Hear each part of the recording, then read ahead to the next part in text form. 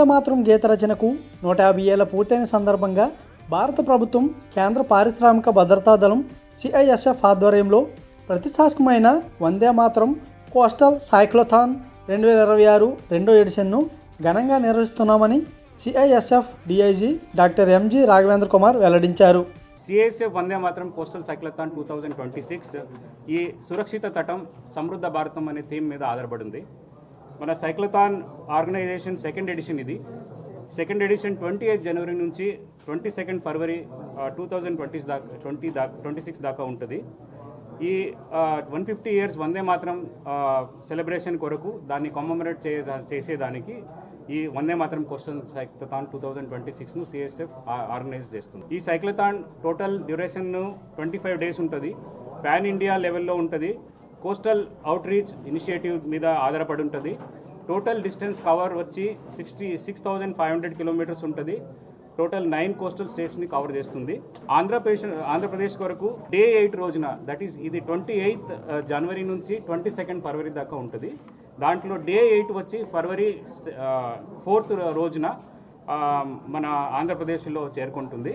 సురక్షిత తీరాలు సమృద్ధ భారతం అనే నినాదంతో చేపట్టిన ఈ సైక్లోథాన్ యాత్ర దేశవ్యాప్తంగా 9 తీర ప్రాంత రాష్ట్రాల గుండా సుమారు 6,500 కిలోమీటర్లు ప్రయాణిస్తుందని, ఈ సైక్లోథాన్ ఫిబ్రవరి 4న చిలిక సోంపేట వద్ద ఆంధ్రప్రదేశ్లో ప్రవేశించి రాష్ట్రంలో 8 రోజుల పాటు 964 కిలోమీటర్లు సాగుతుందని తెలిపారు.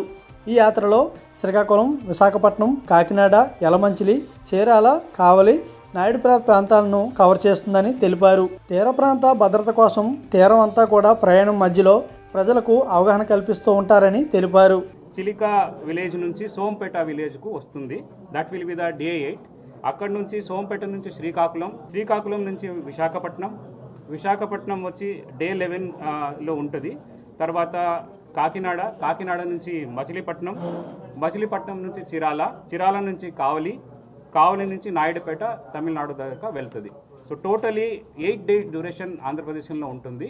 టోటల్ 7 లొకేషన్స్ కవర్ అవబోతున్నాయి. దాంట్లో the total distance of cycling covering వచ్చి 964 కిలోమీటర్స్ ఉంటుంది. దీంట్లో విలేజ్ ఏరియాస్ ఈ స్పెషాలిటీ ఏంటంటే ఫస్ట్ ఎడిషన్కు సెకండ్ ఎడిషన్కు కంపేర్ చేసి మన కోస్టల్ రీచ్ చాలా ఎక్కువ ఉంటుంది. దీంట్లో కోస్టల్ విలేజెస్ని ఐడెంటిఫై చేశాం. ఈ కోస్టల్ విలేజెస్లో మన కమ్యూనిటీ పార్టిసిపేషన్స్లు, చాలా స్కూల్ చిల్డ్రన్స్తో కల్చరల్ ప్రోగ్రామ్స్, వాళ్ళ ఎంగేజ్మెంటు, నేషనల్ ఇంటిగ్రిటీ వరకు, తర్వాత సెక్యూరిటీ ఫోర్సెస్లో రిక్రూట్మెంట్ కొరకు వాళ్ళతో అవేర్నెస్ చేయడం, ఆ తర్వాత వాళ్ళకు దీని గురించి నాలెడ్జ్ ఇవ్వడం, నేషనల్ ఇంటిగ్రిటీ గురించి ఎంకరేజ్ చేసేలా కల్చరల్ ప్రోగ్రామ్స్ అరేంజ్ చేయడం, కమ్యూనిటీ ఎంగేజ్మెంట్ చేయడం, ఇలాంటి చాలా ప్రోగ్రామ్స్ ఉంటాయి.